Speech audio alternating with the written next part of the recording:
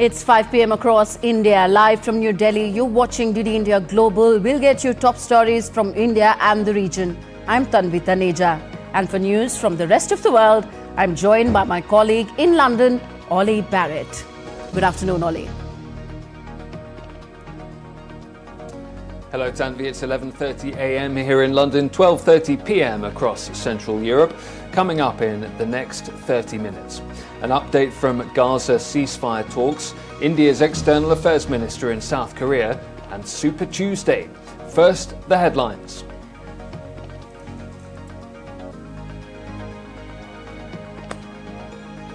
Ceasefire talks between Hamas and mediators end with no breakthrough as Ramadan deadline looms.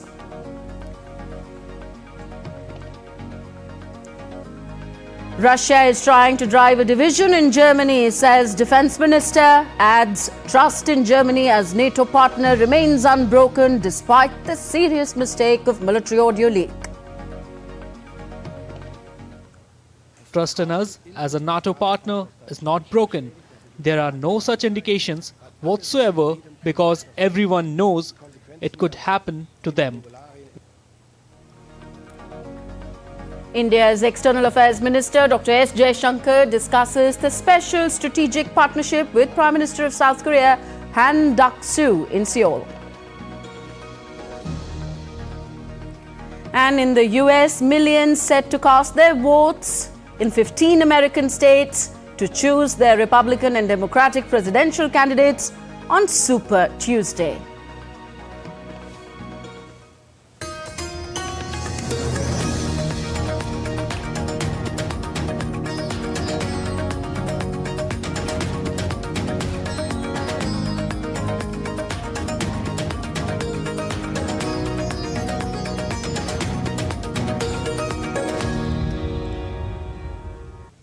Ceasefire negotiations between Hamas and mediators in Cairo ended without progress on Tuesday, with few days left to halt fighting in time for Ramadan.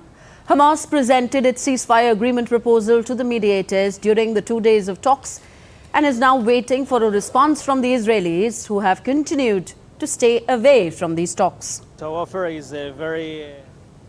Meanwhile, the Israeli Defense Forces released a video showing destruction of Hamas tunnels. The IDF continued evacuating civilians from combat zones and apprehended several Hamas terrorists hiding among civilians, with around 20 terrorists neutralized in the last 24 hours. The Indian government on Wednesday issued an advisory to Indian nationals living in Israel, urging them to relocate to safe areas within the country. In a post on social media platform X, Indian Embassy in Israel said that in the prevailing situation, all Indians in Israel, especially those working in or visiting the border areas in the north and the south, are advised to relocate to safe areas within Israel. The embassy remains in touch with the Israeli authorities to ensure the safety of all our nationals, the statement read. The embassy also shared a hotline number of the Population and Immigration Authority of Israel. The advisory came a day after an Indian citizen who was killed, while 2 others were injured in Israel. The Israeli embassy further in India on Tuesday expressed deep shock and sadness at the death of an Indian national in northern Israel in an alleged terror attack. It said, and I quote the embassy, "We are deeply shocked and saddened by the death of one Indian national and the injury of 2 others due to a cowardly terror attack launched by Shia terror organization Hezbollah on peaceful agricultural workers who were cultivating an orchard at the northern village of Maragaliot yesterday early afternoon. Our prayers and thoughts naturally go to the families of those bereaved and those of the injured." DD India's Sarah Coates joins us on the story now from Tel Aviv. Sarah, what more can you tell us about the attack in Israel in which one Indian national has been killed?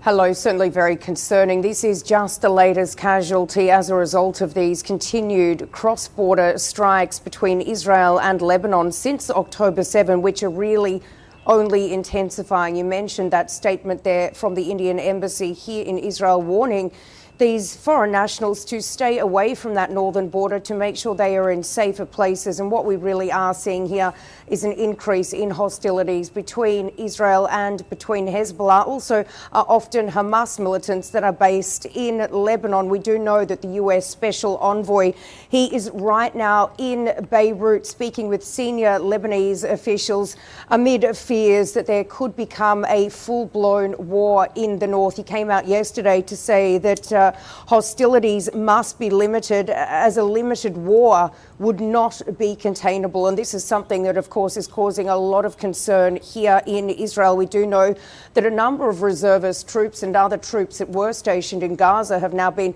pulled out of the Strip and put on the Lebanon border amid growing concern of what I said is a potential full-blown war.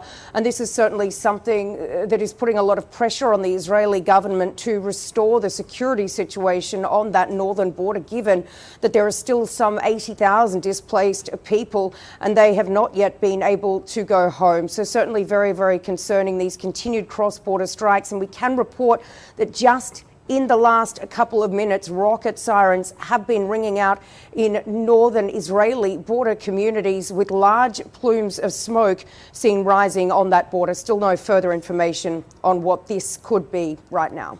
And Sarah, what's the latest you're gathering on the ceasefire talks between Hamas and mediators? Why hasn't there been an agreement yet?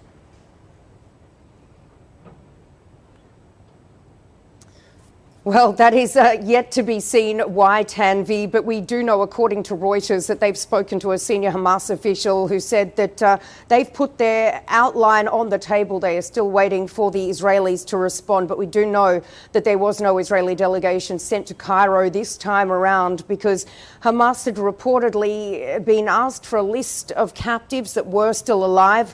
The group says it was unable to provide this list of captives simply because of the ongoing Israeli military campaign in Gaza, with Hamas saying it actually doesn't know which captives are still alive or not. So this is really one of the main sticking points here.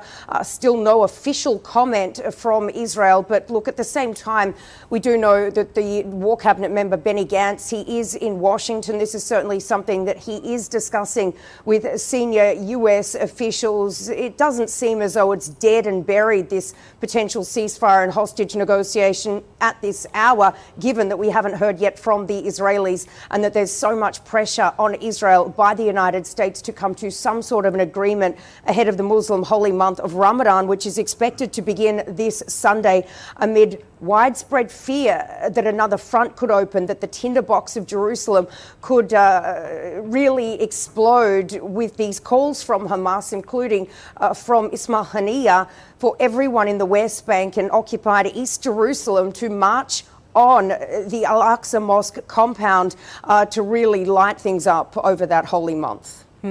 Thank you, Sarah. Sarah Coates joining us from Tel Aviv. India has strongly condemned the humanitarian crisis that has deepened due to the ongoing conflict between Israel and Hamas. Speaking at the United Nations General Assembly briefing on Gaza crisis, India's permanent representative to the United Nations, Ruchira Kamboj, reiterated that India is committed to supporting a two-state solution. She also urged to scale up the humanitarian aid to the people of Gaza immediately. India has a long-standing and uncompromising position against terrorism in all its forms and manifestations. There can be no justification for terrorism and hostage-taking. As such, we demand the immediate and unconditional release of all hostages. It is imperative that humanitarian aid to the people of Gaza be scaled up immediately in order to avert a further deterioration in the situation. We urge all parties to come together in this endeavor. India has provided humanitarian aid to the people of Palestine and will continue to do so. India is committed to support a two-state solution where the Palestinian people are able to live freely in an independent country within secure borders, with due regard to the security needs of Israel. On to Europe now. The leaking of a 38-minute discussion among Germany's Air Force officers is getting a lot of traction. Germany's defense minister has now said that this army discussion leaked by Moscow is aimed at unsettling Berlin. My colleague Ollie Barrett is in London. He gives us more on this and other stories making headlines around the world. Ollie, Boris Pistorius calling this leak one of Putin's games? That's right, Tanvi. The defence minister of Germany has been speaking on this, and he says that one of the participants on the military call on Ukraine had actually dialed in via a non-secure line, and he insists that disciplinary measures are therefore being looked into. Boris Pistorius says that Russia is trying to divide Germany and says it would take technical and organisational measures to ensure such an incident doesn't happen again. He insists that trust in Germany as a NATO partner, though, remains strong. It's a mistake, a serious mistake, which was made here and which should not have happened. The secret discussed, as far as I am aware, are manageable. I would put it that way, but it's up to the lawyer to decide that. No matter what else come up, and I don't know if something even worse pops up, which right now I don't expect, but if that is not the case, I will not sacrifice my best officers for Putin's game, to make that very clear. Putins Spielen opfern, das sehr deutlich zu sagen. Meanwhile, Ukrainian military intelligence says that its sea drones damaged a Russian Black Sea Fleet patrol ship off occupied Crimea. The intelligence agency said on social media that a Ukrainian special unit attacked the Russian ship worth $65 million near the Kerch Strait. President Volodymyr Zelensky's chief of staff says the Russian Black Sea Fleet is a symbol of occupation and cannot be in Ukrainian Crimea. The Russian Defense Ministry says its forces hit US-made fighting vehicles in Ukraine, while Kiev says it has attacked Russian battlefields. Russia says it destroyed 2 tanks provided by the United States to the Ukrainian army, 4 infantry fighting vehicles, and Ukraine's ground control station for unmanned aerial vehicles. Ukraine's armed forces says that 63 combat engagements have taken place in the past 24 hours, with Ukraine launching attacks on multiple Russian personnel and military equipment and air defense systems. Millions of Americans are heading to the polls today in more than a dozen states to vote for their preferred presidential candidate. Super Tuesday, as it's known, is a defining moment in the campaign, and this time it could make Donald Trump the presumptive Republican Party nominee to take on Joe Biden again for the White House, as DD India's Benji Hire explains.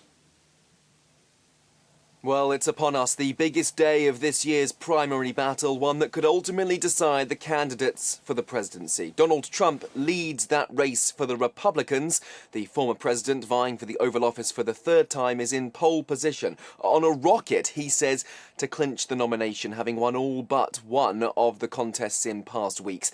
And on Tuesday, Super Tuesday, he's the favourite to take all 15 states, leaving his rival for the nomination, Nikki Haley, with a potentially irrecoverable deficit. The former South Carolina governor and former US ambassador to the United Nations is vowing to stay in the running for now.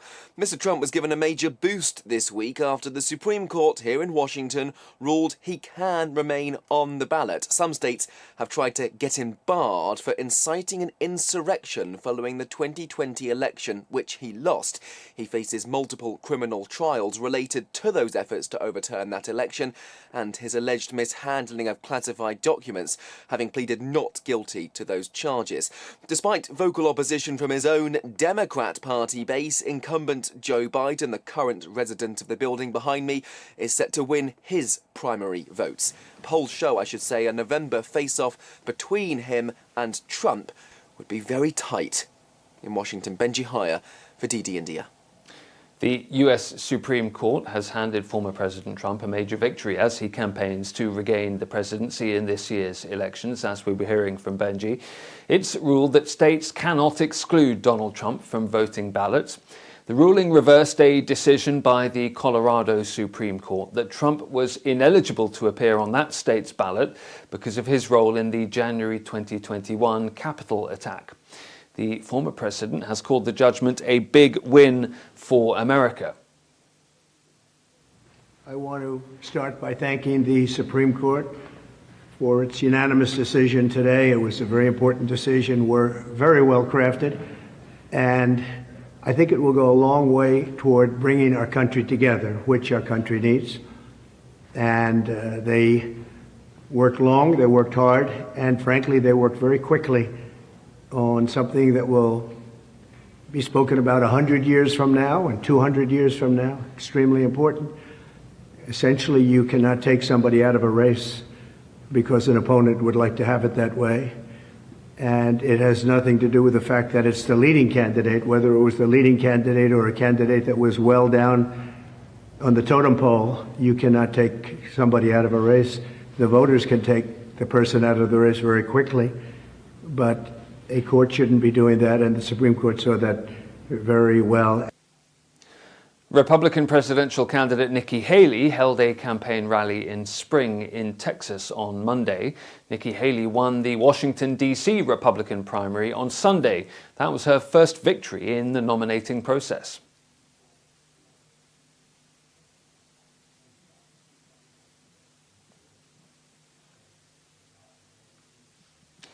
Haitian troops have been conducting patrols close to Port-au-Prince's international airport in response to reports of intense gunfire nearby. And we can't be a country in disarray and a world on fire and go through 4 more years of chaos. We won't survive it. We lost in 2018. We lost in 2020. We lost in 2022. But look, 2 weeks ago, Republicans lost the vote on Mayorkas. They lost the vote on Israel. The RNC chair lost her job, and Donald Trump's fingerprints were on all of it. How much more losing do we have to do before we realize maybe Donald Trump is the problem? Haitian troops have been conducting patrols close to Port-au-Prince's international airport in response to reports of intense gunfire nearby. The soldiers were deployed near the Toussaint Louverture International Airport following an encounter with armed gangs in the area. Following a state of emergency and curfews triggered by a prison breakout and a gang leader's call for the Prime Minister's removal, concerns have been growing among Haitians in Miami about the escalating violence and persistent gang conflicts in their homeland. It shouldn't be like that. Human beings should live in a peace, not in a crime like that. It's terrible. It hurts. It hurts all Haitian that lives over here. We all diaspora. It hurts us. You know, it's really sad. That's it from me here in London. Back to you in Delhi, Tanvi. Have a super Tuesday. To the Super Tuesday. Thank you very much, Ollie. Ollie Barrett joining us all from London. You're watching DD India Global, still to come on the show. The Philippines charges China's Coast Guard of engaging in risky maneuvers after a mid-sea collision. And the European Union reaches new plastic deal aiming to ban single-use plastic packaging by 2030.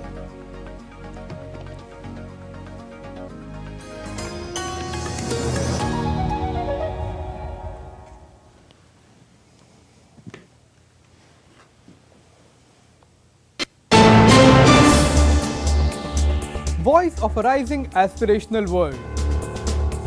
Stories of challenges, struggles and accomplishment. A world battling conflict, hunger and poverty.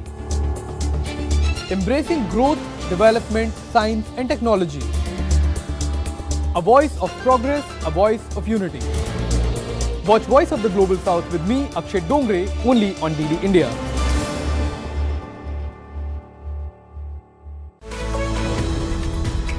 We just don't bring you the news as it unfolds. We get to the heart of the matter. We don't just present facts, we demystify complex social, political and economic events. We break stories that shape the world's present and future because you deserve the truth. I am Tanvi Taneja from New Delhi. I'm Ollie Barrett from London. I'm Nick Harper from Washington, D.C. Join us on DD India Global Monday to Friday at these times.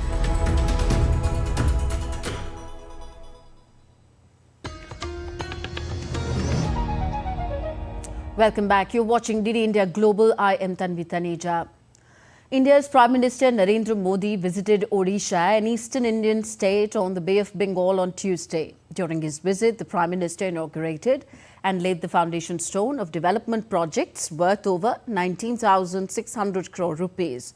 These projects relate to sectors of oil and gas, railways, road, transport and highways, and atomic energy. The Prime Minister also flagged off several train services in the state. These include the launch of a new train service between Puri, Anand Vihar Terminal, a new train service between Paradweep, Kendujugar and a new container train as well. Addressing the 24th edition of the Federation of Indian Chambers of Commerce and Industry, FICCI frames India's Minister of Skill Development and Entrepreneurship, Mangal Prabhat Lodha, said that skilling and upskilling is the future of India. A report, FICCI EY, Reinvent India's Media and Entertainment Sector is Innovating for the Future, was also launched at this event. Eminent personalities like that of Indian actress Rani Mukherjee, Anant Goenka, Vice President FICCI, and Vice Chairman RPG Group were present on the occasion. Sanjay Jaju, Secretary, Ministry of Information and Broadcasting, said that the digital media segment is witnessing a huge growth of 30% year-on-year, emphasizing that the government policies are responsible for its tremendous growth. Digital media segment is witnessing a growth of close to 30% year-on-year. That's again huge. Friends, large number of initiatives are being taken by the Government of India and all the state governments in the Union to promote the media and the entertainment sector. If I have to cite few, the recent amendments which have been done in the Cinematograph Act 1952 will provide for a strict penalty against film piracy, something that was actually being demanded by the industry over the years. At the same time, the national AVGC policy, which is a pivotal component when it comes to creating initiatives that bring in Create in India, is now in its advanced stage. India's External Affairs Minister Dr. S. Jaishankar is in Seoul on the first leg of his 4-day visit to South Korea and Japan. On Tuesday, Jaishankar held a meeting with Prime Minister of South Korea, Han Duck-soo, in Seoul. Dr. Jaishankar appreciated South Korean Prime Minister's positive sentiments for the ties between the two countries and valued his guidance ahead of the 10th Joint Commission meeting scheduled for Wednesday. Jaishankar also met South Korea's Trade, Industry and Energy Minister Ahn Duk-kyon in Seoul. The two leaders held wide-ranging talks on trade and economic cooperation set at the heart of India-South Korea strategic partnership. Dr. S. Jaishankar held discussions with think tank representatives of the Republic of Korea, highlighting increased exchanges as convergences between the two countries continue to grow. After concluding his visit to South Korea, Jaishankar will travel to Japan from 6th to 8th of March for the 16th India-Japan Foreign Ministers Strategic Dialogue. Staying in Asia, the Philippines on Tuesday alleged that China's Coast Guard engaged in risky maneuvers, resulting in a collision between the Philippine Coast Guard ship and a Chinese vessel during a resupply mission for the Philippine troops in the South China Sea. China's Coast Guard responded to these allegations by stating that it took professional and restrained, reasonable and lawful actions against the Philippine vessels that unlawfully entered waters near the Second Thomas Shoal, a contested atoll in the South China Sea.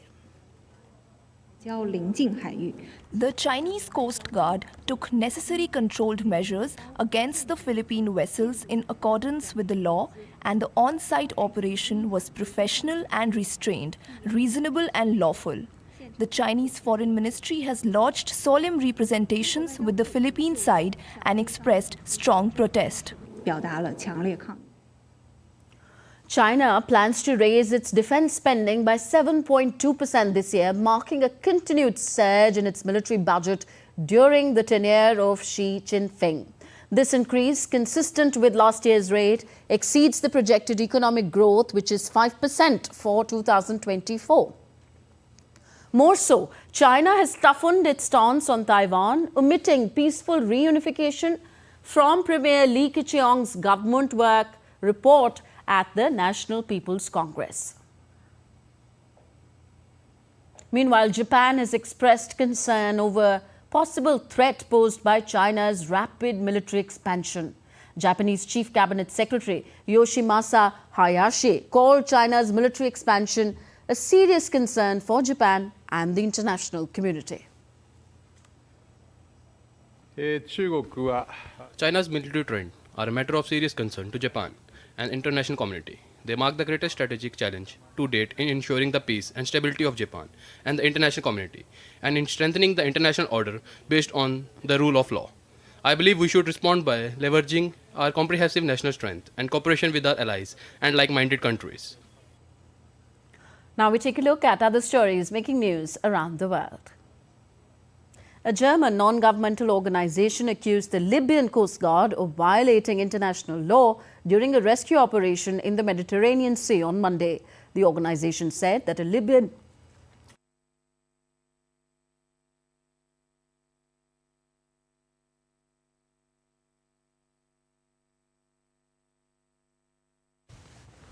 The organization said that a Libyan Coast Guard patrol fired shots at its ship while rescuing migrants from 3 overcrowded boats.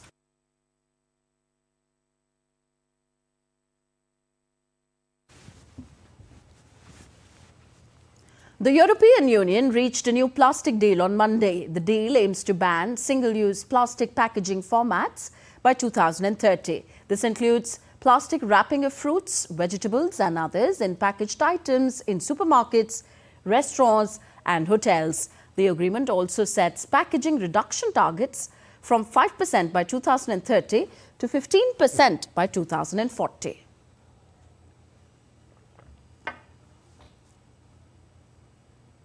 Alain Robert, famously known as the French Spider-Man, ascended Manila's towering GT Tower, advocating for the Philippines' territorial rights over the South China Sea islands. His fearless climb captured the attention of onlookers, causing quite a spectacle in the bustling financial district.